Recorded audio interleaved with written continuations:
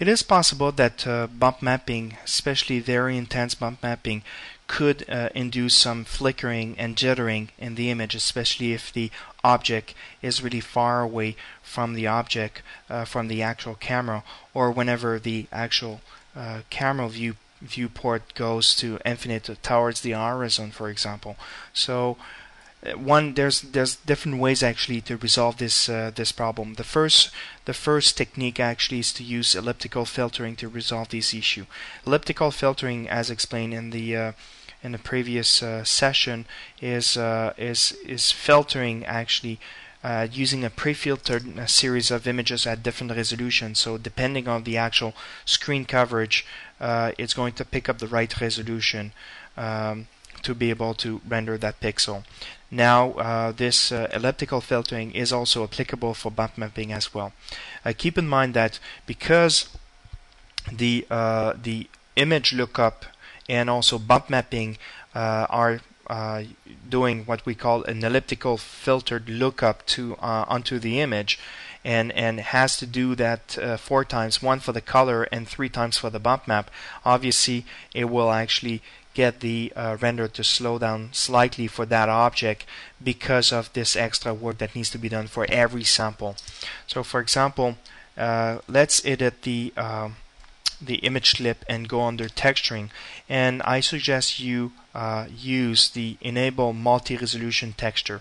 That means it's going to load the image into what we call a pyramidal format in memory, and that is going to actually offer what we call a pre-filtered pyramidal format, such that elliptical filtering does not need to do it on the fly, but rather use the pre-computed pyramidal levels that is in memory.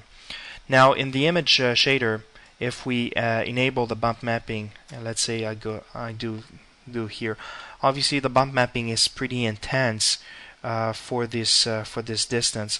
I can go into elliptical filtering, and there's actually 2 things I could do. I could let's disable bump mapping and see what is the effect for each. So I could say filter the RGBA only, so I can the color lookup here will be filtered, but the bump map will not be filtered. So if I go back here and enable bump mapping, obviously the bump mapping will still look a little bit crisp and not being filtered at all.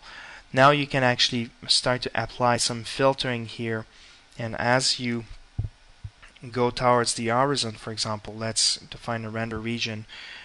This will actually save and remove a lot of possible flickering during the actual render. So I've increased the actual maximum radius for minimum radius in order to offer a good filtering right here. So as you can see, as it gets further, the actual filtering will start to pick up a little bit more. So it's really sharp here. As you can see, it start to actually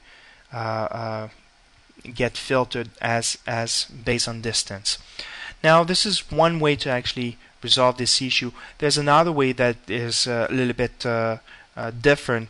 And actually has one big advantage is turn off the bump mapping based on distance. So whenever the object is at the current distance, like let's say 10 units or 20 units, you can actually turn off bump mapping with that at that distance, such that it will not compute it. But obviously, to avoid having very sharp transition between no bump map and with bump map, for example, we need to provide some sort of a smooth transition between with bump map and without bump map.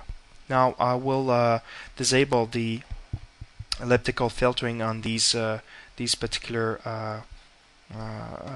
mode, RGB and bump map, and I'll be modulating the factor based on distance. So one of the first thing that needs to be done here is to use what we call the state scalar. So in the state, there's information that is contained and provided by Mentality, which is distance from the object to the camera, rendering options, surface normal, intersection point. So under state scalar, it will extract all the parameters that basically are scalar values. So if I go here, I use ray length. This is exactly what I need. Now what I could do is I could use this to actually two ways to do this. I could use the gradient shader to do this. I'll connect this one to input and edit the gradient and use the black and white. So when I'm really near, I want to have white, but when I'm really far, I want to have basically 0. I could say that for example, something like when it is really near, I want to have, let's say, a distance of let's say 10, and more like a value of, like, say 30. Now I can actually connect this directly onto connect this directly onto the bump factor in order to modulate the effect. Now, as you can see, I'm driving actually the factor with the value that range from 0 to 1. So what I want to do, I can go here on the gradient and actually say, okay, now it's not 1 but rather 20. 20 is a little bit harsh, so I'll make it 4. Now that starts to actually be pretty good. Now, as you can see, the actual bump mapping will reveal at this distance and eventually will totally disappear. And obviously, as the actual bump mapping disappear, these tile will render a little bit faster because there's no bump to be computed, and obviously it will not flicker because the bump map is totally gone. This is one way actually to use to modulate the gradient. I invite you to watch the next session that will give you another way to modulate the bump factor based on distance. Thank you.